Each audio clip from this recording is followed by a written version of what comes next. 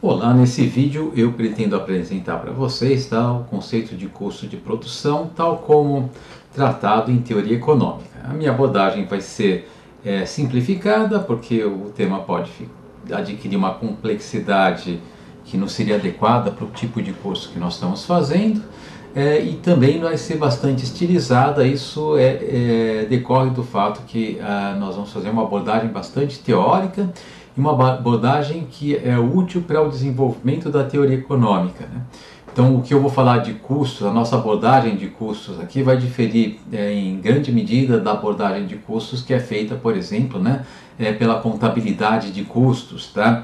Embora alguns conceitos sejam compartilhados, né, aqui nós vamos ter uma abordagem mais estilizada e mais teórica, né? Enquanto na contabilidade de custos a abordagem costuma ser mais detalhista, né, e menos teórica. A preocupação é menos em desenvolver uma teoria de custos e de como isso afeta as decisões da empresa, mas mais mensurar efetivamente quais são os custos de produção, né? A nossa preocupação aqui vai ser ao contrário, né? Nós queremos relacionar a ideia de que existe custo de produção com a ideia de com um modelo, né, de como a empresa decide quanto produzir, tá?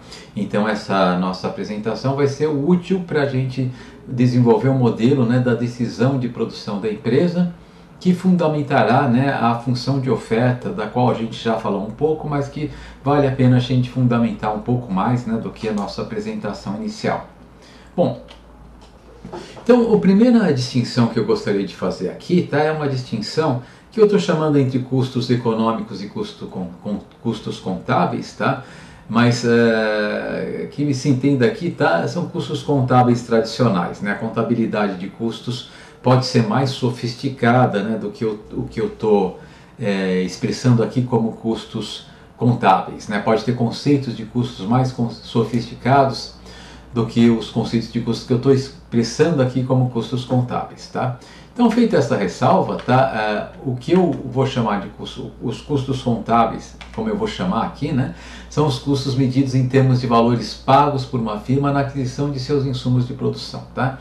Então, são os custos que vão ser registrados, né, escriturados contabilmente, e que vão servir de base para avaliar o custo desses insumos de produção, tá? Eu estou ignorando novamente, tá, uma série de procedimentos contábeis que podem ser usados para, digamos, ajustar qualquer distorção que seria gerada por esse conceito de custo, tá? Bom, ao contrário dos custos contábeis, tá, os custos, aquilo que a gente vai chamar de custos econômicos, tá, ou custo de oportunidade, tá, são um conceito mais teórico de custo, né, de maior dificuldade de mensuração, tá, mas que são os mais importantes em última instância, para a tomada de decisão, tá? O que a gente chama de custo econômico, né, de um recurso qualquer que vai ser empregado em uma atividade produzida, tá, é um melhor uso alternativo que poderia ser feito desse recurso caso ele não fosse usado nessa atividade produtiva, tá? Então, o custo econômico, o custo de oportunidade, ele, em princípio, né, é um conceito teórico, tá? O que a gente poderia mostrar é que em mercados que funcionam bem, tá, os preços dos recursos usualmente vão refletir esses custos de oportunidade, tá? Mas existem situações em que efetivamente, né, os custos de oportunidade ou custos econômicos não aparecem na contabilidade de custos, tá? E talvez nem devessem aparecer efetivamente nessa contabilidade, mas são muito importantes para definir, né, a tomada correta de decisão, né, dos agentes econômicos, tá?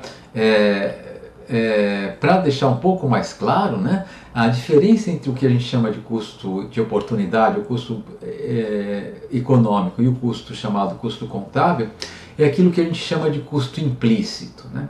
Então vamos dar um exemplo aqui, ou talvez mais de um exemplo, enfim, é um exemplo que eu presenciei, mas agora já faz muito tempo. Para vocês é coisa muito antiga, talvez vocês nem tenham nascido ainda, mas vocês sabem que existe uma marca de chocolate, né, chamada Copenhagen, que é uma marca famosa, né, de chocolate de luxo aqui no Brasil. E a Copenhagen, ela tinha a fábrica dela, era localizada na cidade de São Paulo, na região do Itaim Bibi. O Itaim Bibi é um bairro nobre do centro expandido de São Paulo, né? Onde os imóveis são muito valorizados, né? Então, mas a fábrica possivelmente era localizada em terreno próprio e ela operou por lá por muito tempo, né? Inclusive, né, em um período em que já era supervalorizado, né, já eram supervalorizados os imóveis da região do Itaim Bibi, né?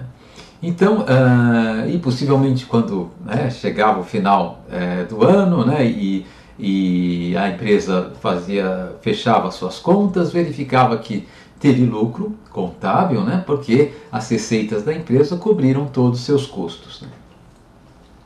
Mas certamente, tá, nessa avaliação de lucro não estava contido, tá, um custo implícito ou um custo de oportunidade muito importante, né, no qual a empresa estava incorrendo, né, que era o custo de oportunidade, tá, do uso, né, do terreno no qual ela localizava a sua fábrica, né.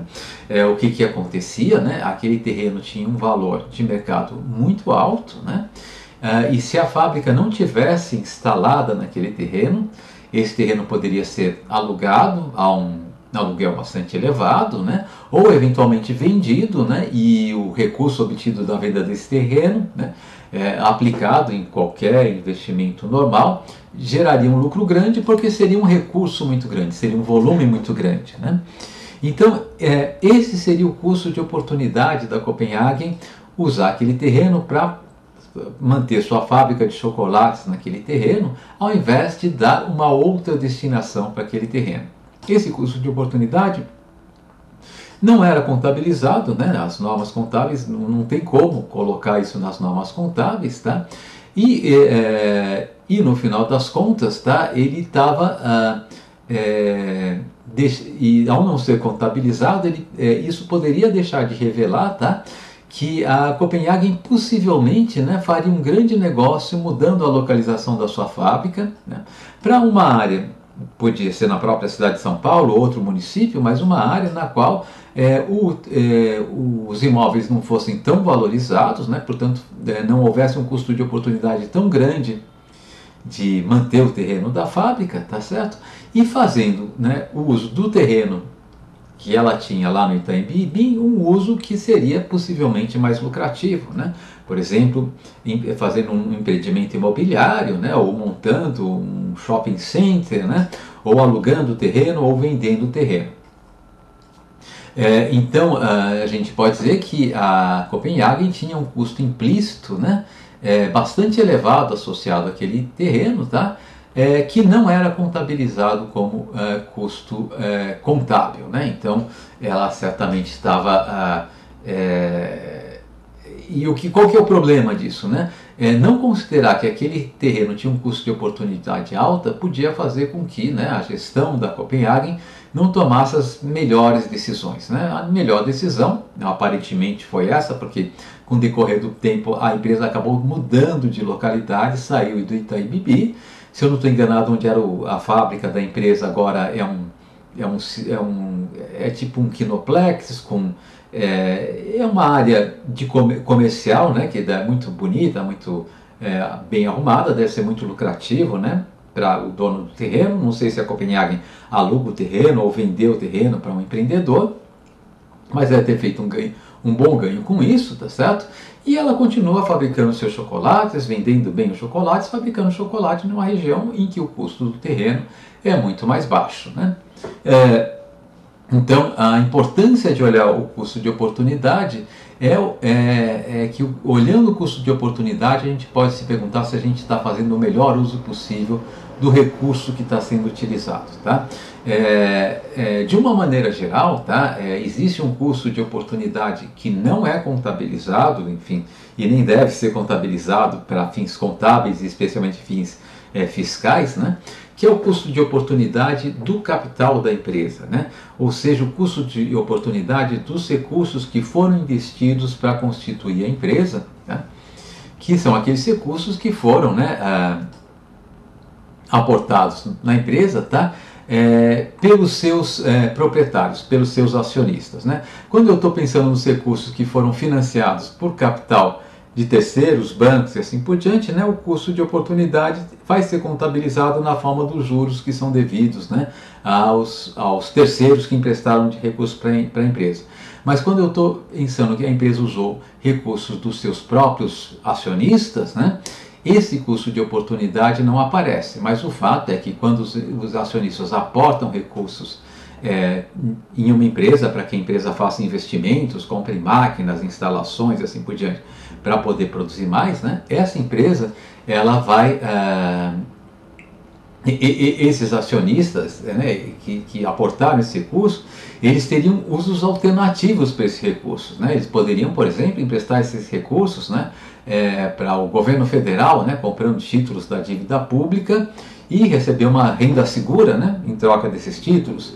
Eles podiam usar esse recurso para investir em outros negócios e assim por diante, né? Então, esses recursos aplicados em outras alternativas de investimento gerariam, né, rentabilidade para os seus acionistas, tá?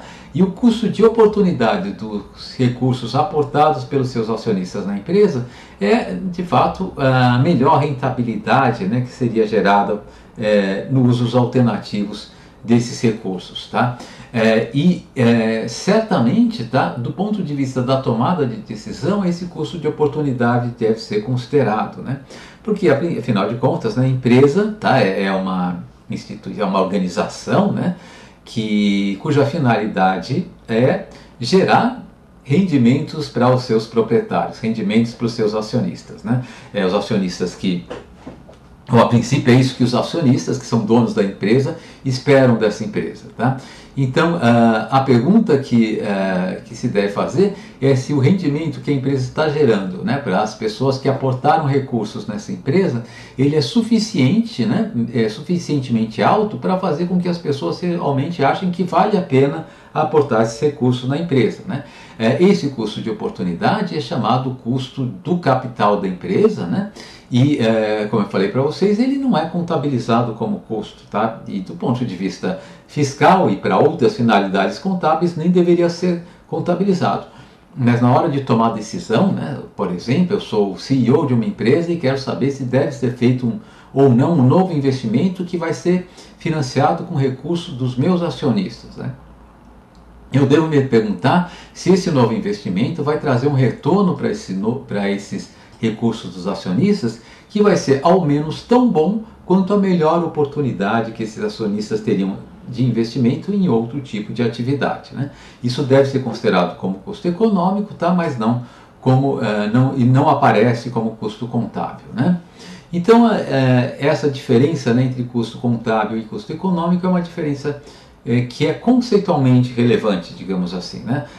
Na hora de tomar decisão, o custo que a gente tem que olhar é o custo econômico, né? E o custo econômico é o custo de oportunidade, tá? Bom, então, assim como existe uma diferença entre custo contábil e custo econômico, né, existe uma diferença entre lucro contábil e lucro econômico, né? O lucro contábil, né, aqui tirando a diferença entre receitas, né, e custo contábil. Tá? Aqui o que eu estou chamando de custo contábil, na verdade, é o total de despesas que vão ser contabilizadas, né, para definir o resultado das empresas. Tá? Talvez o termo melhor aqui fosse, né, despesas contábeis, né, tá, ok? Tá? O lucro econômico é a diferença entre as receitas da atividade e o custo econômico dessa atividade, né? Isso quer dizer que o lucro econômico são as receitas menos o custo contábil mais os custos implícitos, né? Então, o lucro econômico, tá, é o lucro contábil, tá? Quando se subtrai desse lucro contábil todos os custos implícitos, né, que não foram considerados no lucro contábil, tá? Então, usualmente, via de regra, tá, o lucro econômico ele é menor do que o lucro contábil, tá? Eu estou simplificando um pouco as coisas, tá? Pode ser que essa situação se inverta, mas via de regra deve acontecer isso. Isso significa o quê, né? que uma empresa pode estar tendo lucro contabilmente, né? Então quando sai o demonstrativo de resultados da empresa, ela teve, né, receitas que cobrem todos os seus custos e despesas, impostos inclusive, e dão uma sobra, portanto ela parece que é lucrativa, tá? Mas do ponto de vista econômico, eu posso dizer, essa empresa daqui, ela está deficitária, né? Em que sentido, né? O lucro contábil que é gerado por essa empresa não é suficiente para cobrir os custos de oportunidade que não foram considerados, né, na contabilização do lucro, né? Por exemplo, o lucro contábil que foi gerado pela empresa, por exemplo, não foi suficiente para gerar um retorno suficientemente elevado para os recursos que foram aportados para os seus acionistas, né? Então não foi suficiente para remunerar os seus acionistas, né, a uma taxa de retorno que é suficientemente alta para compensá-los pelo fato de que eles abriram mão de investir esses recursos em outras atividades alternativas, tá? Quando o lucro econômico é negativo, isso indica que a empresa não é um bom negócio, tá? Então o conceito de lucro econômico é o conceito de saber se a empresa é ou não é um bom negócio para os seus financiadores, né? E em particular para os seus acionistas ou seus proprietários, tá? O lucro contábil, quando ele não é negativo, isso significa que a empresa está podendo pagar todas as suas contas, né? E sobra alguma coisa para os seus acionistas, tá? Então o lucro contábil, digamos assim, é uma medida de estabilidade contábil e fiscal, né, de uma empresa, tá? E o lucro econômico, tá, é uma medida de estabilidade econômica para a empresa, é uma medida de quão viável é manter, né, o negócio dessa empresa. Porque se a empresa não está remunerando, por exemplo, seus acionistas com uma taxa de retorno adequada, os acionistas vão perder interesse em investir recursos, em aportar recursos nessa empresa, e essa empresa deve deixar de existir, né? A menos, é claro, que ela reverta esse quadro, se torne mais eficiente, reduzindo seus custos econômicos, né? Aumentando suas receitas, aumentando o lucro econômico, tá ok? Então essa diferença a gente vai ter que ter em vista, né, quando a gente discutir, tá, os conceitos de lucro e de custo, tá, daqui para frente, tá? Sempre que eu estiver falando de lucro contábil, ou de lucro de uma empresa e de custo de uma empresa daqui para frente, eu vou estar usando os conceitos econômicos, né, que diferem, né, em alguma medida dos conceitos contábeis, tá? Bom, e para entender, né, a fonte do lucro e do custo de uma empresa, a gente tem que entender, né, de um lado, né, quais são as fontes das receitas da empresa, tá? E do outro lado, né, como se formam os custos da empresa, tá? Então eu vou falar, né, como era previsto, tá, nesse vídeo de hoje e também possivelmente no próximo vídeo, um pouquinho, né, sobre a fundamentação do custo de uma empresa, né, de onde vem esse custo, tá? E o custo que eu vou tratar aqui, né, é o custo no qual a empresa precisa incorrer para gerar, né, a produção de bens e serviços que ela oferece no mercado, tá? Esse custo, portanto, né, é um resultado de um processo produtivo da empresa, tá? Então a primeira coisa, né, para nós aqui, né, o processo produtivo da empresa vai ser algo como uma caixa preta, né? O que interessa para a gente de fato, né, notar, né, ou perceber, né, que um processo produtivo ele é um processo que transforma, tá, um conjunto de bens e serviços que vão ser contratados e comprados pela empresa, tá, em um conjunto de produtos, né, que vão ser gerados por essa empresa, né. Essa transformação, né, ela se dá através do processo de produção, né, cuja descrição para nossas finalidades aqui nós vamos deixar em aberto, né? Para nós, tá, uma descrição suficientemente boa do processo de produção é uma descrição que relaciona quanto eu consigo obter de produtos, tá, de acordo com a quantidade de insumos que entram no processo de produção, tá? Um mecanismo, né, através do qual os insumos são traduzidos em produtos não vai ser de interesse para a gente, né? Esse mecanismo, é claro, ele é de interesse para quem está cuidando da engenharia do processo produtivo, para quem está cuidando da gestão do processo produtivo, né? Mas não, no presente momento, não para a gente. Tá? Existe uma área da economia, né? Que é a chamada economia das organizações,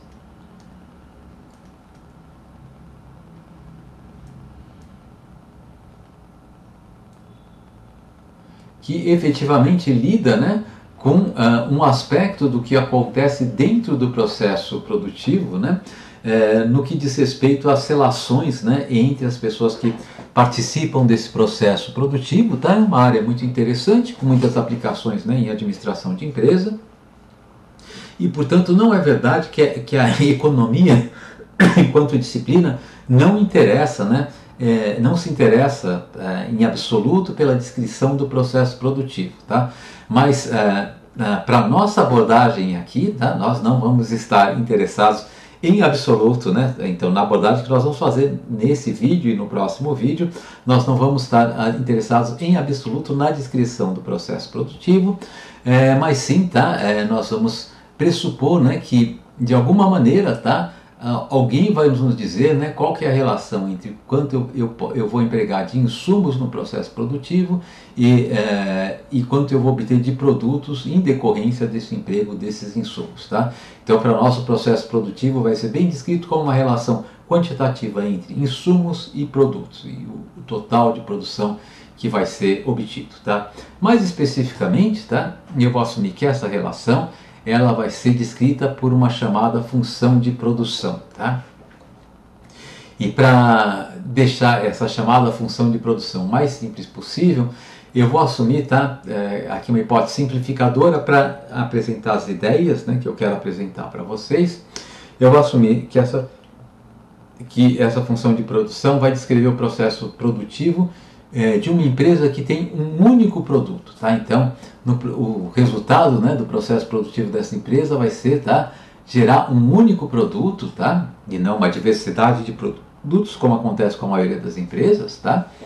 E a função de produção, tá, de uma empresa com um só produto é uma função que descreve, tá, quanto vai ser gerado desse produto da empresa em função das quantidades dos insumos empregados por essa empresa. De uma maneira geral, tá, o pessoal pode escrever a função de produção, né, da seguinte maneira. Usando a letra Y para designar a quantidade produzida pela empresa, Y vai ser uma função, que a gente vai usar a letra F aqui, tá? Essa vai ser usualmente a letra que a gente usa para designar a função de produção, tá? Da quantidade empregada de um dos insumos dessa função de produção, que seria X1, a quantidade empregada do outro insumo X2, do outro insumo X3, né? E assim por diante, até que eu descrevi a quantidade empregada de todos os insumos necessários do processo produtivo. Tá? Então, essa seria a forma geral de uma função de produção, já fazendo a hipótese simplificadora, né, de que a nossa empresa produz um único produto. Tá? Nós vamos fazer uma outra hipótese simplificadora que vai facilitar enormemente, tá, a minha exposição aqui, tá? E que para o nível de abordagem que nós estamos fazendo vai ser inteiramente adequada. Tá?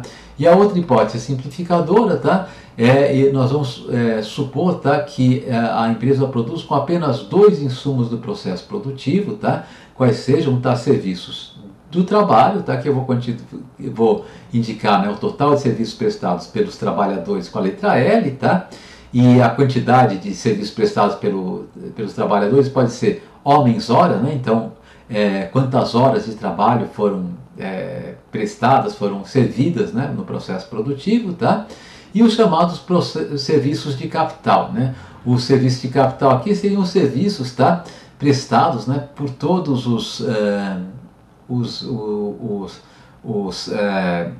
os recursos, né, empregados no processo produtivo, tá, que foram financiados pelo aporte de recursos dos acionistas e de capital de terceiros. Tá? Então vocês podem pensar, na verdade, né, que eu tenho aqui um insumo que a gente vai chamar de trabalho, tá? E um insumo que a gente vai chamar de serviços do capital, mas que também a gente pode pensar representa, tá, de alguma maneira o total, né, seria um índice, né, de emprego de todos os outros insumos necessários ao processo produtivo. Tá? E eu vou fazer uma outra hipótese simplificadora que também vai ajudar bastante aqui, né, a minha exposição, e a compreensão de vocês, né, do que eu quero passar no vídeo de hoje, tá? Que é a hipótese de que, tá, a empresa, ela, claro, consegue ajustar o volume de produção. Então, desculpe, antes de prosseguir, né? Então, a função de produção da nossa empresa aqui vai ser uma função F, tá, que vai ter só dois argumentos, né? L e K, né? Total de serviços do trabalho e total de serviços de capital, tá? E eu vou assumir então, né, que então isso aqui vai ser a quantidade de produto que a empresa pode obter, vai ser uma função, né, de L e de K, tá? E a outra hipótese simplificadora que eu vou fazer aqui, tá, é que existe um horizonte de análise, tá, ou seja, um prazo, né, de temporal, tá, para o qual, tá, a empresa só consegue ajustar, tá, o emprego de trabalho, tá, e não consegue ajustar o emprego de capital, tá? Nesse horizonte de trabalho, tá, eu vou dizer que é um horizonte de curto prazo, tá? E nesse horizonte de trabalho, tá, a quantidade disponível de serviço de capital é fixa, eu vou dizer que o capital é um insumo fixo da produção, tá? O capital é um fator fixo de produção, tá? E que a empresa só pode afetar a quantidade produzida do produto que ela produz, tá, através de variações na contratação de trabalho, tá, empregando, né, mais unidades de serviço de mão de obra, tá. Bom, então, se o estoque de capital é fixo, né, a nossa função de produção, tá, que é um F, né, de L,K, né, ela, como o capital aqui é fixo, né, isso daqui pode ser escrito como uma função, digamos, φ, né, apenas de L, né? O K é um parâmetro e não uma variável dessa função, né? É um dado para a empresa no curto prazo, tá? Então, no curto prazo eu vou ter apenas um insumo variável, tá? E isso vai permitir que a gente descreva a função de produção dessa empresa através de uma tabela, tá? Então, vamos pegar aqui um exemplo, né? Vamos supor que a relação entre a quantidade empregada de trabalho, tá? Aqui medida, digamos, sei lá, em dezenas de horas de trabalho por mês, por exemplo, né? Tá certo? Aqui a relação entre a quantidade empregada de trabalho e a quantidade de produto obtida, né? Por exemplo, em unidades de produto ao mês também, tá? Então, esse daqui seria a descrição da minha função de produção de curto prazo, né? Aqui eu estou supondo que eu só posso fazer variar o produto variando o emprego, né, de trabalho, tá? Uma vez que o emprego de capital é mantido fixo, tá? E vamos assumir, tá, que a minha função de produção, né, ela se comporte dessa maneira, né, tá certo? Quando eu não emprego nada, nenhum trabalhador, né, nenhuma hora de trabalho na produção, a minha produção vai ser zero. Eu preciso de trabalho para produzir alguma coisa, tá? Quando são empregadas, digamos, né, vamos supor aqui que sejam 300 horas mensais de trabalho, eu consigo obter 243 unidades de produto. Se eu emprego os 6 aqui, vamos supor que sejam 600 horas mensais de trabalho, eu consigo empregar 864 unidades de produto e assim por diante, tá? De fato, vamos assumir que eu esteja quantificando o trabalho aqui em horas trabalhadas mesmo, tá? Então, 3 horas de trabalho, 6 horas de trabalho, 9 horas de trabalho, 12, 15 e assim por diante, tá? É uma abstração, é claro, né? Então, isso daqui é a minha função de produção e, como a gente já fez em outros casos, né, é muito comum a gente representar em economia a relação entre duas variáveis, né, na forma de uma tabela, na forma de uma função, né, como a gente havia feito, né, assim, y igual a f de L, por exemplo, né, e também na forma de um gráfico, tá? Então, o que eu vou fazer aqui, eu vou descrever essa tabela aqui na forma de um gráfico, medindo no eixo horizontal, tá, o emprego de trabalho, né, que a gente estava designando com a letra L também, né, e no eixo vertical, tá, o emprego de produto, tá? Então, o próximo slide, né, exatamente mostra o gráfico, tá, no qual tá cada pontinho aqui, né, que está destacado aqui, representa, tá, uma linha dessa minha tabela, tá? Então, quando o emprego de trabalho é zero, o produto é zero, isso representa esse ponto aqui, né? Quando o emprego de trabalho é de 3 unidades de trabalho, o produto é 243, isso está representado nesse segundo ponto aqui, e assim por diante, tá? Essa aqui é a minha função de produção, tá? Bom, existe, tá, um indicador, né, da minha função, da minha relação de produção, que conceitualmente é bastante importante em economia, que é o chamado produto marginal, né? O produto marginal de um fator de produção, tá, é a relação, tá, entre de quanto vai crescer o produto da empresa, tá, em função de um pequeno aumento no emprego desse fator de produção, dividido por esse pequeno aumento, tá? Aqui, como eu só tenho um fator de produção, né, variando o emprego, que é o trabalho, tá? Eu vou definir o produto marginal do trabalho, né, como a variação na quantidade produzida, mas essa variação na quantidade produzida vai ser, né, na verdade, calculado como sendo a diferença da minha função de produção. Quando eu emprego uma quantidade de trabalho L mais delta L, menos o valor da minha função de produção quando eu emprego uma quantidade de trabalho L, né? Quer dizer, eu promovi um aumento no emprego de trabalho igual a delta L, tá? E o total da minha produção aumentou de delta Q em função disso. A razão delta Q sobre delta L, nesse caso aqui, né, é chamado de produto marginal do trabalho, tá? Ou produtividade marginal do trabalho, tá? O rendimento marginal do trabalho vai aparecer já nesse slide aqui, tá? Intuitivamente, tá? Porque o termo marginal é usado em economia, né, para descrever, tá, taxas de variação, né, ou razões aqui a razão é quantidade de produto por unidade de mão de obra, né, tá certo? Mas associadas a mudanças incrementais, né, no emprego do termo que vai ficar aqui embaixo, né? Alterações, a pequenas alterações, né, no processo produtivo, tá? Então o produto marginal aqui, tá, é de quanto vai crescer, tá, o meu produto por unidade adicional de trabalho, tá, quando a variação no emprego de trabalho é relativamente pequena. Então eu vou assumir que esse delta L aqui é pequeno, né? E com essa definição, tá, desde que eu esteja medindo o trabalho, né, em unidades de medida pequenos, tá, o produto marginal do trabalho pode ser interpretado como de quanto deve crescer, né, a minha produção caso eu empregue uma unidade adicional de trabalho, né? De uma maneira geral, o produto marginal de um fator de produção indica de quanto vai crescer a produção de uma empresa caso eu aumente o emprego desse fator de produção, né, e apenas o emprego desse fator de produção de uma unidade, tá? Bom, então essa interpretação ela é útil às vezes para a gente interpretar os resultados econômicos, tá? Então ela ajuda a explicar, né, alguns resultados, tá? E o produto marginal, como eu estava falando para vocês, né, ele tem dois sinônimos que aparecem recorrentemente na literatura, então é bom citar aqui, né?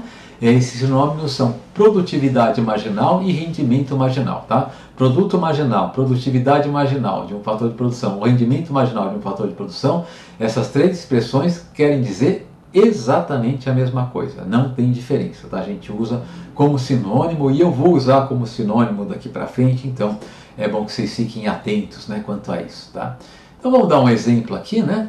Vamos pegar aqui aquela nossa função de produção que estava descrita na nossa tabela anteriormente, né? Essa função de produção aqui, tá?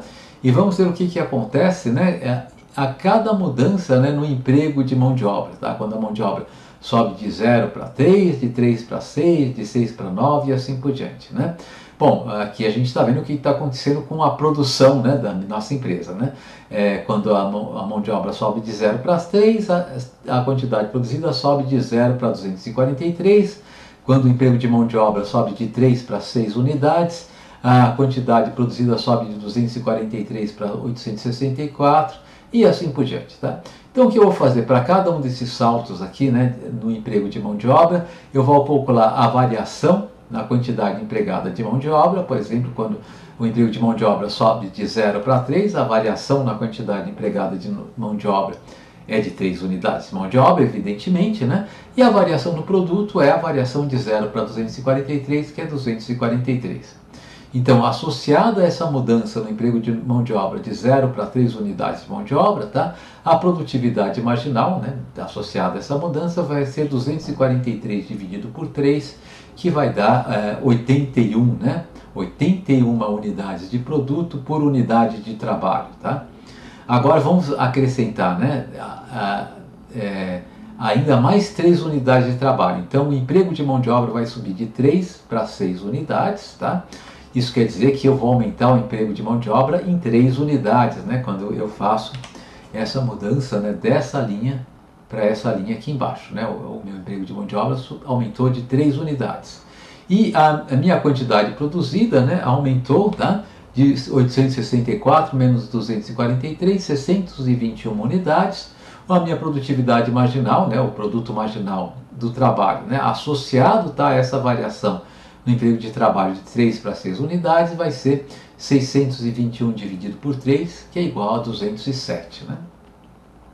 E eu vou fazer essa conta, tá, para cada mudança de linha aqui, né? Então, quando eu mudo de 6 para 9 unidades de trabalho, acrescentei de novo 3 unidades de trabalho, o meu produto cresceu de 864 para 1.701, portanto, cresceu de 837 unidades, né, de produto, tá? 837 dividido por 3 vai dar a produtividade marginal de 279, é a produtividade marginal associada, né, à variação do emprego de mão de obra de 6 para 9 unidades de mão de obra, tá? E eu preencho o restante dessa tabela, né, de modo similar, tá? Bom, é claro que essa tabela aqui é um exemplo numérico, é um exemplo estilizado e simplificado, tá? Mas vocês devem ter percebido, né, que eu tomei de fato cuidado, né, de fazer que essa tabela seja tal que a produtividade marginal ela não é constante ao longo dessa tabela, né? Quando o emprego de trabalho sobe de 0 para 3 unidades, eu tenho, por exemplo, uma produtividade marginal de 81, né, unidades de produto por unidade de mão de obra, né? Já quando o emprego de trabalho sobe de 18 para 21 uma unidade de trabalho, tá? Eu tenho uma produtividade marginal de 27, né, unidades de produto por unidade de mão de obra, né? Então, eu fiz, né, um exemplo em que a produtividade marginal não é constante, tá? E é muito razoável imaginar que, em muitos casos, essa produtividade marginal não deva ser constante, né? Nesse meu exemplo aqui, né, quando o nível de emprego de mão de obra é pequeno, né, aumentando esse emprego de mão de obra, a produtividade marginal do trabalho está subindo, tá? Ela atinge o máximo aqui, né, entre 9 e 12, né, unidades de mão de obra sendo contratadas, tá? E depois ela passa a decair, né? Como a gente poderia explicar isso, né? Bom, o primeiro trecho no qual a produtividade marginal do trabalho cresce à medida que eu aumento a contratação de trabalho, né? Ou seja, aqui quando eu estou fazendo o meu emprego de trabalho, né, crescer até 12 unidades de mão de obra, tá? Não necessariamente vai se verificar, tá? Mas eu poderia explicar, né, uma razão pela qual isso pode acontecer é a seguinte: eu posso ter aqui um processo produtivo, né, que eu tenho que contratar trabalhadores que vão empregar, tá, algum tipo de equipamento, tá, que quando operado com uma única pessoa é de difícil operação, né? Porque essa única pessoa tem que fazer diversas atividades simultaneamente, tá? O que deve fazer com que o processo produtivo renda muito pouco, né? Então vamos supor aqui que então quando eu tenho um pequeno emprego de mão de obra, tá, eu não consigo distribuir as tarefas entre os contratados de modo adequado, simplesmente porque eu tenho poucos contratados e posso simplesmente dividir o processo produtivo em poucas tarefas, né? Vocês sabem, né, que uma fonte importante de aumento da produtividade do trabalho, né, vem da organização do processo produtivo, né, que passa, muitas vezes, né, por uma divisão do processo produtivo em um número suficientemente grande de tarefas, de tal maneira que cada tarefa fique simples de ser executada com eficiência, né, pelos responsáveis por essa tarefa. Se eu tenho poucos trabalhadores, por quê? Porque eu estou empregando pouca mão de obra, né? A minha possibilidade de criar muitas tarefas fica reduzida, e isso pode fazer com que o produto por trabalhador seja relativamente baixo, né? Então o trabalho vai ter uma produtividade relativamente baixa, o que está sendo refletido aqui na produtividade marginal também do trabalho relativamente baixa, né? À medida que eu vou acrescentando mais trabalhadores, tá, o meu produto pode crescer em uma proporção maior do que o número, o crescimento no emprego de mão de obra, exatamente porque eu estou conseguindo explorar, né, a possibilidade de fazer uma melhor divisão do trabalho, tá? E isso pode resultar, né, até um determinado momento, em um aumento na produtividade marginal do trabalho, né?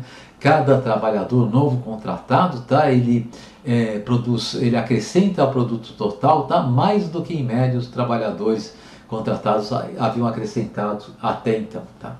Mas vai chegar um momento, tá, em que eu já otimizei a divisão do trabalho, eu começo a aumentar o número de trabalhadores, tá? E assumindo, né, que o meu estoque de capital seja mantido fixo, tá? O que vai acontecer é que agora eu vou ter mais trabalhadores, tá? Crescendo o número de trabalhadores e a quantidade de instalações de equipamentos, né, do meu processo produtivo mantida fixa, né? Isso vai fazer com que essa quantidade de equipamentos e instalações, que é fixa, passe a ser um gargalo para a expansão da produção, né? Então, vamos supor que agora eu tenho um número de trabalhadores de tal maneira que cada trabalhador, né, tem uma tarefa bem definida, está associado, vamos supor que seja um processo de produção mecânico, né? Então cada trabalhador está associado, tá, à operação de uma determinada ferramenta ou de determinado controle de uma máquina, né? Se eu contratar mais um trabalhador, esse trabalhador não vai ter eu não consigo dar uma atribuição imediata de função para ele, né? Ou talvez só consiga dar uma função secundária, tá? Que pode ajudar que contribuir para aumentar a produção total, mas em uma medida bem menor, né? Por exemplo, eu posso ter um trabalhador que fica de plantão, né? Para caso um trabalhador precise sair do processo produtivo, por exemplo, para ir ao banheiro, né? Ou para tomar um copo d'água, ele vai cobrir, né, a vaga deixada por aquele trabalhador, né? Eu posso contratar trabalhadores para fazer uma manutenção preventiva das máquinas e assim por diante. Mas quando o número de trabalhadores vai crescendo, se o equipamento não cresce na mesma proporção, cada novo trabalhador vai ser difícil achar uma tarefa que ajude ele a fazer com que o meu produto como um todo cresça, né? Isso vai fazer com que a partir de determinado momento, tá, a produtividade marginal, né, daqui do nosso caso do trabalho, fique cada vez menor, tá? Então, esse resultado aqui é conhecido como a lei dos rendimentos marginais decrescentes, né? Ou a lei da produtividade marginal decrescente, ou a lei do produto marginal decrescente, uma vez que isso tudo são sinônimos, né? E essa lei do produto marginal decrescente diz, né, pode ser enunciada dessa maneira, né? Para cada fator de produção, de um processo produtivo, é claro, né, existe um nível de emprego a partir do qual aumentos no uso desse fator de produção levam a uma redução em sua produtividade marginal, né? Desde que, né, as quantidades empregadas dos outros fatores sejam mantidas constantes, tá? Então é o que está acontecendo aqui, né? Aqui, né, a partir do emprego de 12 unidades de trabalho aqui, né, aumentos no emprego de trabalho estão gerando, né, redução na produtividade marginal do trabalho, tá? Então isso daqui é chamada a lei do rendimento marginal decrescente, tá? Bom, então eu falei muito pouco sobre a função de produção, né? Poderia perder muito mais tempo com isso, mas para os nossos objetivos, tá? Esses conceitos aqui talvez sejam suficientes para agora a gente poder passar a falar, né, da função de custo, da chamada função de custo, tá? O que é uma função de custo, né? Uma função de custo, tá, é uma função que associa a cada nível de produção, né, de uma empresa, tá, o custo mínimo, né, no qual essa empresa precisa incorrer para obter esse nível de produção, tá? Então a função de custo podia ser chamada a rigor, né? Essa é a função de custo, né, que a gente considera em teoria econômica, né? A função de custo poderia ser chamada a rigor, né, de função de custo mínimo, né? Tá? Em um processo de produção, né, no qual a produção envolve a contratação de diversos fatores variáveis de produção, tá? A derivação de uma função de produção exige, né, a aplicação de um recurso matemático de otimização matemática, aqui no caso minimização de custo associado a um determinado nível de produção. Não é nada muito complicado, mas eu não vou fazer isso aqui, tá? Eu vou derivar a função de custo, tá, para o caso em que eu tenha um único fator de produção variável, né? E nesse caso aqui vai ser mais tranquilo, né, derivar a nossa função de custo, tá? Vai ser simplesmente, basicamente, a função de custo emerge da inversão da função de produção, tá? Bom, assim como, tá, a gente disse, tá, associou a função de produção, né? A gente diz que existem fatores que são variáveis, né, especialmente no curto prazo, e fatores que são considerados fixos, tá? A gente pode também separar os custos de produção em custos fixos e variáveis, né? Os custos fixos de produção, né, são aqueles custos associados à contratação, né, dos fatores de produção que são fixos, né? Então, no nosso caso, né, que a gente está supondo uma função de produção com apenas dois fatores de produção, né, trabalho e capital, né? E nós estamos supondo que o capital é fixo, o custo fixo, né, é o custo associado, né, ao uso do capital. Tá? Aqui vai ser aqui o custo de oportunidade do capital, vamos notar isso aqui por uma letra R, né, vezes a quantidade empregada, aqui o custo de oportunidade do capital por unidade de capital, tá? Ou seja, vezes a quantidade empregada de capital. Né? Isso aqui é um custo fixo, por quê? Porque a quantidade empregada de capital é fixa. Né? E o custo associado ao emprego de trabalho, né? Vamos supor que o custo da unidade de trabalho, de contratar uma unidade de trabalho, seja W, tá? Então o custo do trabalho vai ser W vezes L, isso daqui é um custo variável, porque por hipótese, tá, a nossa empresa pode contratar, aumentar ou reduzir a contratação de trabalho para fazer variar a produção dela, tá? Mesmo no curto prazo. Tá? Então eu vou ter custos fixos e custos variáveis de uma maneira geral. Tá? O custo variável, né, é aquele custo, né, que pode ser variado, tá? E quando eu vario, né, que está associado ao uso de um fator variável, né, e quando eu vario esse fator variável, tá, eu vario o nível de produção também, né, isso aí é importante. Tá? Notem que contabilmente, tá, a distinção entre custo variável e fixo ela é mais ou menos igual a essa, tá, mas pode haver algumas sutilezas que façam com que a separação seja diferente. Tá? Do ponto de vista econômico, né, se eu tivesse um processo produtivo com diversos, né, fatores de produção, tá, o que define o que é custo fixo e custo variável, tá, depende em larga medida do horizonte, né, de análise que eu estou considerando. Tá? Se eu estou considerando, tá, uma empresa que vai tomar decisões de produção para daqui a 5 anos, né, daí possivelmente quase todos os custos de produção podem ser considerados custos fixos, né, custos variáveis, perdão, né, no sentido que a empresa consegue ajustar a contratação de quase todos os fatores de produção num horizonte de 5 anos, né, e ajustar essa contratação para fazer com que a quantidade empregada desses fatores de produção seja a quantidade ótima para gerar o nível de produção que essa empresa quer gerar daqui a 5 anos. Né. Num intervalo de prazo mais curto, tá, pode ser que alguns desses fatores de produção devam ser considerados fixos. Né. Por exemplo, imagine uma empresa que produza papel e celulose, tá, e ela tem o processo produtivo bem verticalizado, que significa que ela produz as árvores, né, que ela vai decubar para extrair a celulose e depois produzir, né, o papel e a celulose que depois ela vai vender. Né? Uma vez que a empresa, né, ela determinou a área a ser plantada das árvores, tá?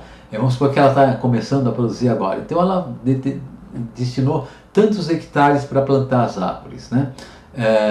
No horizonte de curto prazo, tá, os hectares que estão com árvores muito pequenininhas, né, tem um custo de oportunidade do uso daqueles hectares, porque ela podia usar para outra atividade produtiva, ela podia vender aqueles terrenos e assim por diante, então existe um custo de oportunidade.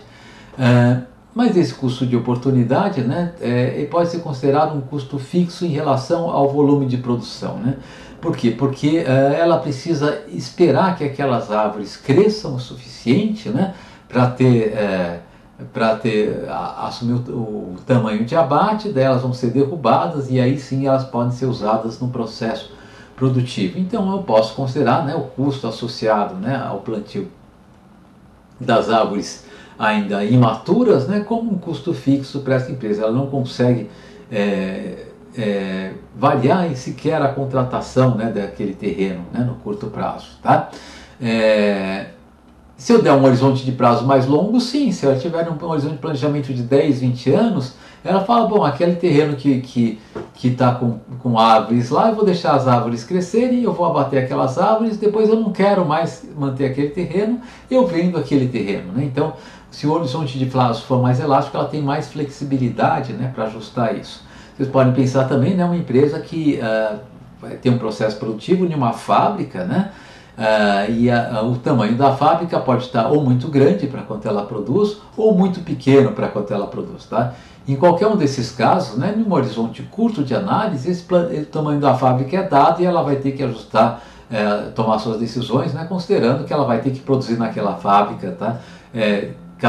Quer ela seja muito grande, quer ela seja muito pequena, tá? Mas se eu der um horizonte de análise, né, mais flexível, de 20 anos ou mais, essa empresa pode falar o seguinte, olha, em 20 anos, tá, eu planejo, vamos assumir que a nossa fábrica esteja muito pequena. Então, em 20 anos eu planejo, né, ou até em menos tempo, mas enfim, eu planejo fazer obras, né, de ampliação da minha capacidade produtiva, de tal maneira que daqui a 20 ou sei lá, 10 anos, tá, a minha fábrica tem um tamanho suficiente para produzir a quantidade de produto, né, um tamanho maior, que vai ser mais adequado para produzir a quantidade de produto que eu quero produzir hoje, né? Então, no horizonte de curto prazo, a quantidade, aquele bem de capital, né, a fábrica da empresa, corresponde, tá, a um montante de dados, tá? E a gente pode pensar que o custo associado nessa fábrica é um custo fixo, tá? Mas no longo prazo, como eu posso ajustar o tamanho da fábrica, eu posso pensar que o custo associado a essa fábrica é um custo variável, tá? Então, a distinção entre custo variável e custo fixo depende muito do horizonte de análise que eu estou considerando, né?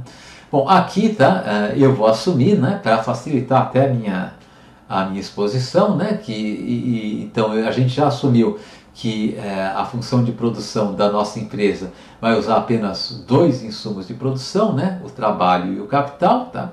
E nós vamos assumir, tá, que nós vamos trabalhar num horizonte de curto prazo, pelo menos por hora, tá, no qual o insumo capital é fixo, o custo associado à contratação do fator de produção capital é fixo, né, e só é variável, tá, o custo associado à contratação de trabalho. Ela pode escolher quanto quer contratar de trabalho no curto prazo à vontade, tá? Então, o que eu vou fazer aqui, tá? Eu vou pegar aquela função de produção que a gente já havia descrito, né? Tá aqui, né? Eu tenho aqui a quantidade produzida de trabalho, aqui o nível, o total de produção que a empresa obtém, né, em função da quantidade produzida de trabalho, tá? E para cada uma dessas linhas, tá? Eu vou calcular o custo fixo, que vai ser sempre uma constante. Vamos supor que o custo fixo associado ao fator fixo capital é de R$9.000 ao mês, tá? E o custo variável, tá? E vamos supor, tá, que o custo do trabalho seja igual a R$1.000, né, por unidade de trabalho empregado, tá? Vamos supor que aqui seja trabalhador, né, empregado mensalmente, tá? Só para a gente fazer as contas aqui, tá? Então aqui, quando eu não produzo nada de produto, então meu custo variável é zero, porque eu não preciso contratar nenhum trabalhador, né?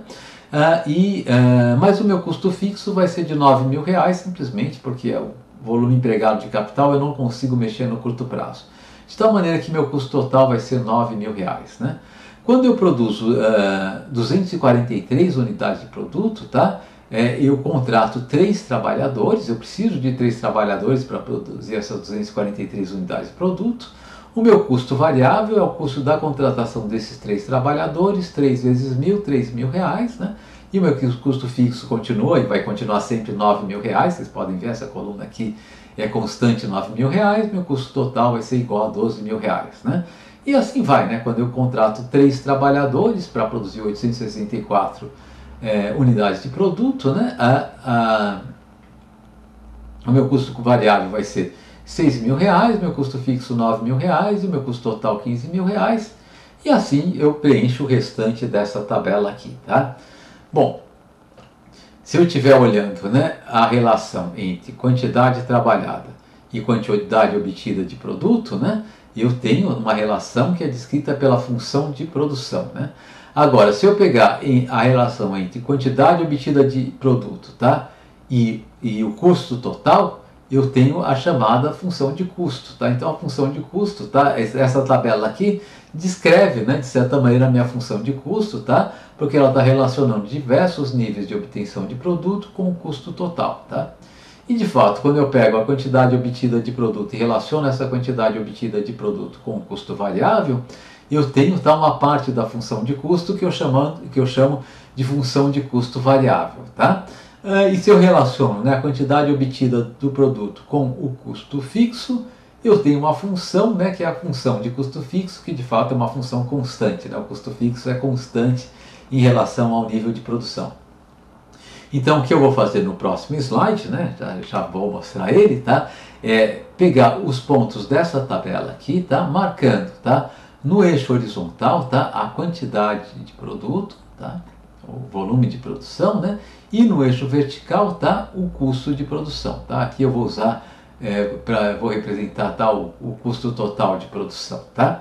Então, eu vou pegar cada linha dessa tabela aqui, mas eu vou considerar apenas, tá, essa coluna, né, a coluna de produto, e essa coluna de custo total de produção, tá? E montar então, vou plotar aqui, né, por exemplo, quando a produção é zero, né, a quantidade produzida é zero, o custo total de produção é de R$9.000, né? Quando a quantidade produzida é 243, né, eu vou marcar aqui 243, né, a quantidade produzida, o custo total de produção é de R$12.000, né? E vou seguir, né, marcando pontos, né, nesse gráfico aqui, tá, até obter um número suficiente de pontos que vão descrever, né, unindo esses pontos eu vou ter a descrição da função de custo dessa empresa aqui, tá? Então é isso que eu fiz aqui, tá? No eixo horizontal eu tenho a descrição da produção, de quanto a empresa está gerando de produto, tá? E no eixo vertical, tá, qual que é o custo no qual ela está incorrendo, né, para obter esse produto aqui, tá? Então, é quando como eu estava falando para vocês, né, quando a produção é zero, o custo total é R$9.000, né?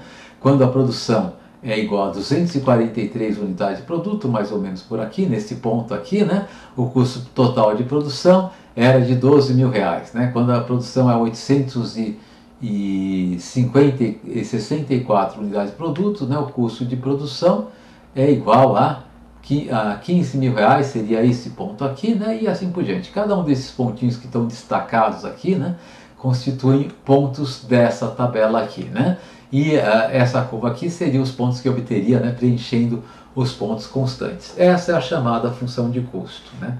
Então, num horizonte de curto prazo, quando eu tenho apenas um fator de produção variável, tá, a função de custo ela pode ser derivada diretamente da função de produção, tá? Eu não vou entrar muito no aspecto matemático dessa derivação, porque para nós aqui, pelo menos por hora, é mais importante que vocês só visualizem isso, né? Se eu tenho um único recurso de produção variável, tá, e eu quero produzir uma determinada quantidade de produto, o que eu posso me perguntar é quantas unidades do fator variável eu preciso para obter a quantidade de produto que eu quero produzir, né? A quantidade que eu preciso do fator variável, né, para produzir essa quantidade de produto, multiplicada pelo preço do fator variável, vai dar o custo variável de produção, né? Eu somo esse custo variável, custo fixo, eu tenho o custo total de produção, né? E de fato isso aqui talvez seja interessante a gente destacar, né? Como, tá? Mesmo quando eu não produzo nada, o meu custo de produção é R$9.000, tá? R$9.000 é o custo fixo de produção, né? Que é uma constante, como foi destacada nessa linha aqui, né? Tá certo? A diferença, né, entre o custo total de produção e o custo fixo de produção, associado a uma determinada quantidade de produção, por exemplo, nesse ponto aqui, é o custo variável de produção, né? Esse aqui é o custo variável de produção, né, associado a essa quantidade de produto aqui, que imagina eu aqui, deixa eu ver só na tabela lá, eu estava com, eu acho 2.500, dos meus 592, né, unidades de produto aqui. Então isso daqui é o custo variável associado à produção de 2.592 unidades de produto, né? O custo variável de produção, né, varia conforme a produção, a quantidade produzida. Aqui é outro custo variável de produção, né, quando eu produzo menos. Aqui é outro custo variável de produção quando eu produzo menos, né? O custo variável varia com a quantidade produzida, né, como era de se esperar, tá? Bom, então esse aqui seria a representação gráfica da nossa função de custo, tá? E aqui tem uma coisa importante, né? É a seguinte, tá? A nossa função de produção, tá? O gráfico dela que a gente tinha feito, onde está o gráfico dessa função de produção? Eu tinha mostrado ele para vocês, não tinha?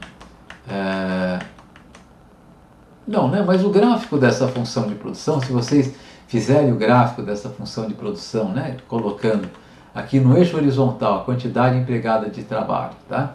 E no eixo vertical a quantidade obtida de produto, tá? O gráfico que vocês vão obter vai ter uma cara como essa aqui. Tá? Esse trecho aqui, tá? Esse trecho desse gráfico aqui, esse primeiro trecho desse gráfico aqui, deixa eu mudar a cor aqui para destacar esse trecho.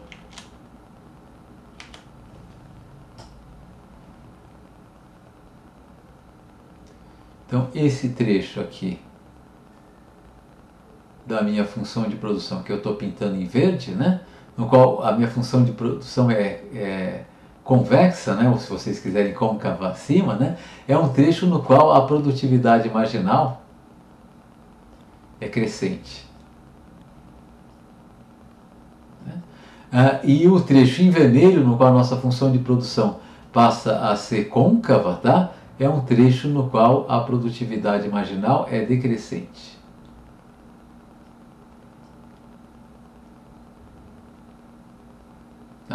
Então, o que diz a lei dos rendimentos marginais decrescentes é que a partir de um determinado volume de emprego do trabalho, a produtividade marginal do trabalho vai ser decrescente, tá? Então, eu vou ter a partir de um determinado ponto aqui de emprego de trabalho, vamos chamar esse ponto aqui L chapéu, tá? Para qualquer emprego de trabalho acima de L chapéu, tá? O formato da minha função de produção passa a ser côncavo, né? Quando eu estou olhando para a função de custo, tá, o que vai acontecer é que isso vai ser refletido na função de custo, tá, com esse formato para a função de custo, né? A função de custo ela vai começar côncava, tá? E o trecho em que a função de custo é côncava, tá, corresponde, tá, ao trecho no qual a produtividade marginal do trabalho é crescente, né? Tá, esse aqui é o trecho em que a produtividade marginal do trabalho é crescente, tá? Corresponde a esse trecho aqui. E a função de custo vai ser convexa, tá? Para os níveis de produção que estão associados, tá, a uma produtividade marginal do trabalho decrescente, né?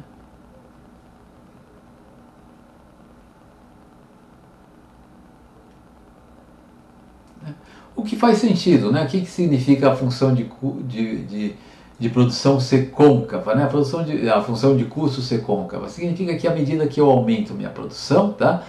O custo cresce, mas cresce cada vez mais devagar, né? Bom, como que eu viabilizo o custo crescer cada vez mais devagar se eu tenho um único insumo variável que é o trabalho? Bom, eu viabilizo isso fazendo com que cada novo trabalhador contribua para a produção, né? Cada vez mais, né? A produção aumente cada vez mais com o emprego de um novo trabalhador. E isso acontece quando a produtividade marginal do trabalho é crescente. Então, enquanto a produtividade marginal do trabalho for crescente, o meu custo vai crescer cada vez mais devagar à medida que eu aumento a minha produção, o que significa que eu vou ter uma função de custo côncava, né? A partir do momento em que a produtividade marginal do trabalho passa a ser decrescente, agora, para realizar sucessivamente o mesmo aumento de produção, vou ter que contratar cada vez mais trabalhadores e, portanto, eu vou ter que acrescentar o meu custo cada vez mais e, portanto, o meu custo marginal vai ser crescente, tá? Então, o meu custo, a minha função de custo, perdão, vai ser convexa, né? Então, a minha função de custo é convexa quando a produtividade marginal do trabalho passou a ser decrescente. Então, pela lei dos rendimentos marginais decrescentes, tá? Eu devo esperar que a minha função de custo, pelo menos a minha função de custo de curto prazo, né, a partir de um determinado nível de produção, seja crescente a taxas crescentes, ou seja convexa, né? Façam uma barriguinha voltada para baixo, né? Como está acontecendo nesse trecho aqui da minha função de custo, tá ok? Bom, ok. Eu vou só agora definir, tá, alguns conceitos de custo unitário, tá, e encerro esse vídeo daqui a pouco e vou continuar com o mesmo assunto, tá, num próximo vídeo ou numa próxima aula, tá? Então, vamos falar um pouquinho aqui de custos unitários, tá? A noção de custo unitário, o que a gente chama de um custo unitário é um custo que é expresso em unidade de custo por unidade de produto, né? Então vai ser reais por unidade produzida, tá? E de fato a gente pode pensar aqui em algumas definições, né, de custo unitário, tá? A definição mais óbvia, né, é a do chamado custo médio ou custo total médio, que é a razão entre o custo total de produção e a quantidade produzida, né? Isso aqui, custo médio, custo total médio de produção, né? O segundo custo unitário que para nós tem interesse é o chamado custo variável médio. É a razão entre o custo variável e a quantidade produzida, tá? De fato, o custo total médio ele pode ser dividido em custo variável médio, mais um custo fixo médio, né? O custo total médio ele pode ser dividido em um custo variável médio, que é o custo variável dividido pela quantidade produzida, e um custo fixo médio, que é o custo fixo dividido pela quantidade produzida, né?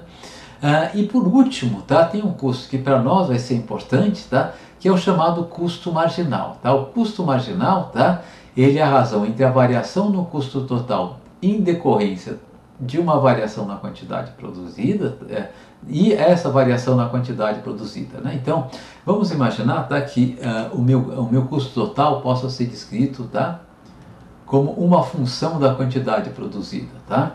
Então, o meu custo marginal, tá, associado a uma determinada variação na quantidade produzida, ΔQ, tá, vai ser o seguinte: o custo marginal vai ser o custo total de eu produzir a quantidade Q, tá, acrescida de um determinado ΔQ, tá, menos o custo total de produzir apenas a quantidade Q. Portanto, é de quanto cresce o custo total quando eu aumento minha produção de ΔQ, né? Isso aqui dividido por ΔQ, tá? Isso aqui é o meu custo marginal, né?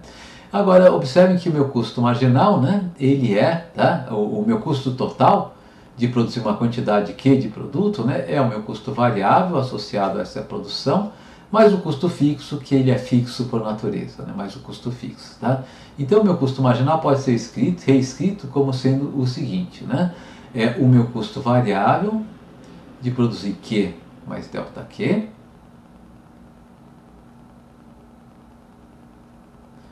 mais meu custo fixo, eu vou deixar esse mais custo fixo aqui em cima, tá? Porque vocês vão ver por quê, né? Menos o custo total de produzir Q, né? O custo total de produzir Q, né, é o custo variável de produzir Q, né, mais o custo fixo de produzir Q, né, que é constante, é simplesmente o custo fixo. Como eu estou subtraindo o custo total de produzir Q, eu vou ter que subtrair aqui o custo fixo de produzir Q. Então esse carinha aqui vai embora, né? Então, o que eu vou ter, o meu custo marginal, também pode ser pensado como a variação no custo variável dividido pela variação na quantidade produzida, né? Tá, ok? Então, isso aqui é meu custo marginal, tá? Intuitivamente, tá, a gente pensa o custo marginal, enfim, essa definição, né, ela deve ser aplicada para ΔQs suficientemente pequenos, tá? Para que ela tenha uma boa interpretação econômica, tá? E o custo marginal pode ser sempre interpretado, né, como indicando de quanto vai aumentar o meu custo de produção se eu resolver produzir uma unidade adicional do produto, tá? Ele aproximadamente vai dar uma medida, essa medida, uma medida local, né, do impacto do aumento da minha produção, né, no custo total de produção, tá? Deixa eu só dar um exemplo e daí eu encerro, tá,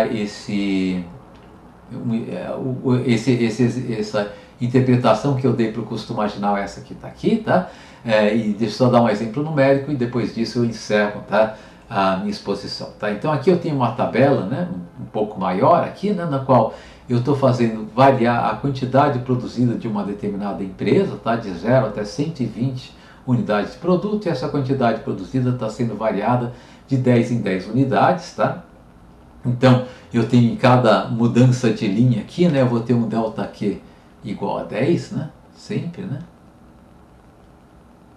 Eu tenho, que é o que está sendo, que de fato já está destacado nessa coluna aqui, né? Para cada mudança de linha o meu delta Q é igual a 10, tá? E eu tenho aqui a descrição de qual é o custo fixo de produção, o custo variável de produção e o custo total de produção, que é a soma dos dois, né? Então, quando eu estou produzindo 10 unidades de produto, né, o meu custo variável médio, quando eu estou produzindo nenhuma unidade de produto, tá, eu não consigo definir, tá, custos médios, e de fato eu devia ter deixado isso aqui em branco, isso daqui em branco, né, porque qualquer custo médio, né, o custo total médio, por exemplo, é o custo total dividido por zero, isso não é definido, né? O custo fixo médio seria o custo fixo dividido por zero, também não é definido. O custo variável médio seria o custo variável dividido por zero, isso aqui não é definido, né? E o custo marginal também não é definido, né, quando eu estou produzindo 0 unidades de produto.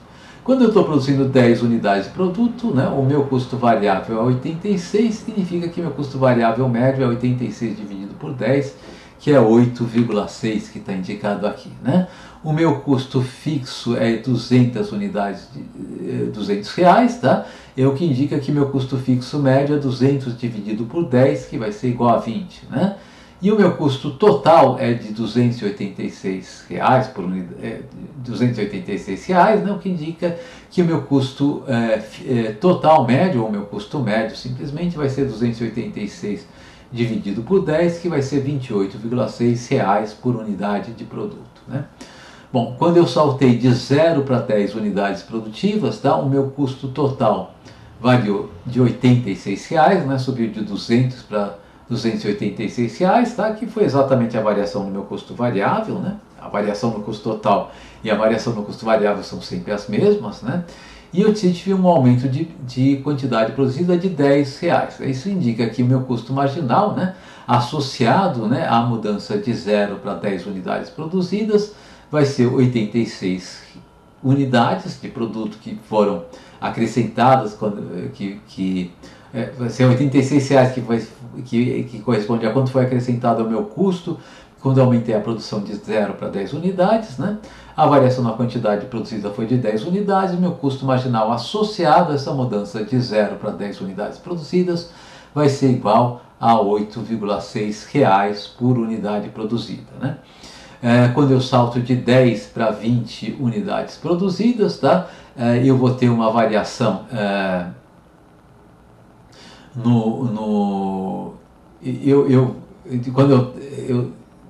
vou colocar de outra maneira, só mais essa linha, né? Quando eu estou produzindo 20 unidades de produto, tá? O meu custo variável é 148, de tal maneira que meu custo variável médio vai ser 148 dividido por 20, que vai dar R$7,4 por unidade produzida. O meu custo fixo vai ser sempre igual a 200, né? Meu custo fixo médio vai ser 200 dividido por 20, que vai ser igual a R$10 por unidade produzida. E o meu custo médio, né, vai ser meu custo variável médio mais meu custo fixo médio, R$17,4 por unidade produzida, que também pode ser calculado como a razão entre o custo total, 648, dividido pela quantidade produzida, que vai dar os mesmos R$17,4 por unidade produzida, né? Quando a minha produção subiu de 10 para 20 unidades, tá? A variação no meu custo total foi uma variação de 286 para R$348, que corresponde a uma variação de R$62 no custo total. A mesma coisa aconteceu com o custo variável, né? A variação na quantidade foi de 10 unidades, tá? Então o custo marginal associado a esse salto de produção de 10 para 20 unidades vai ser 86 dividido por 10, que é R$8,6, tá? O restante dessa tabela foi construído da mesma maneira. Se vocês quiserem, como exercício, vocês podem tentar reconstruir essa tabela, né? E aqui está um exemplo, né, do nosso, de como a gente compõe, né, a partir da função de custo, que é essa função aqui, né, os meus custos unitários. Né? Notem que eu só precisaria ter a razão entre quantidade produzida e custo total, tá? Para deduzir os outros custos, né? Mesmo o custo variável e o custo fixo. Né? O custo fixo é o custo que eu não consigo evitar mesmo quando eu produzo zero de produto. Então, o custo fixo é o custo total de produzir 0 unidades de produtos, vai ser igual a 200. Né? Então, eu poderia, a partir dessa coluna de custo total, derivar a coluna de custo fixo, que vai ser uma coluna com valor constante igual a 200, a diferença entre o custo total menos o custo fixo dá o meu custo variável. Né? Então, aqui eu derivaria meu custo variável e depois, se vocês quiserem, vocês podem derivar, né, os custos unitários que eu derivei para as duas primeiras linhas, vocês podem derivar, né, para todas as linhas dessa coluna como exercício. Bem, eu vou encerrar esse vídeo aqui para que ele não fique muito longo, tá? E no vídeo que vem, então, o que eu vou fazer? Eu vou trabalhar um pouquinho, tá, esse exemplo aqui, tá? Para mostrar, né, algumas propriedades da relação entre custo variável e custo marginal, custo fixo e custo marginal, que vão ser interessantes para a gente, tá? E também depois para derivar, tá? Para mostrar graficamente, tá? A relação entre quantidades e esses custos unitários, né? Que vai ser um gráfico que a gente vai usar mais novamente, tá? Para quando a gente estiver falando da decisão, da tomada de decisão de uma empresa, tá? Que quer maximizar o lucro gerado para os seus acionistas, tá? Então, por hoje, tá? Eu vou parar esse vídeo aqui, né? Ele continua no próximo vídeo, tá? Então, digamos assim, é uma aula interrompida pela metade para que o vídeo não fique muito extenso, tá? Agradeço a todos a atenção, né? E a gente retoma, então, na nossa próxima sessão aqui, tá? Muito obrigado e até a próxima.